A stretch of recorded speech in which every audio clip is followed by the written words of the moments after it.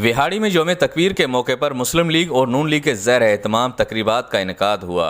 मुस्लिम league रहनुमा तहमीना दौलताना की हिदायत पर मुस्लिम लीग हाउस जबकि नून लीगी MPA मियाँ साकिब खुर्शीद की रहायशगाह पर भी केक काटने की तकरीब हुई। मुस्लिम लीग हाउस में मुनक्किदा तकरीब से खिताब करते हुए साबिक MPA मिसेस शुमेला असलम का कहना था कि 28 मई पाकिस्तान की तारीख का सुनहरी दिन है। पाकिस्तान में एटमी धमाकों का सेहरा नवाज शरीफ और डॉक्टर अब्दुल कदीर खान के सर पर है। पाकिस्तान की तारीख का एक सुनहरी दिन है।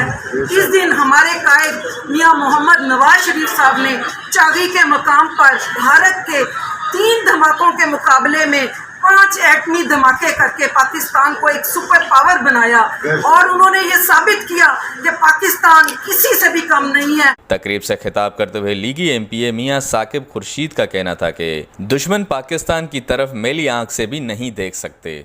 हमारे कायद नवाज शरीफ साहब ने 5 के मुकाबले में 6 लास्ट करके इस पाकिस्तान को नाकाबिल तस्लीम बनाया।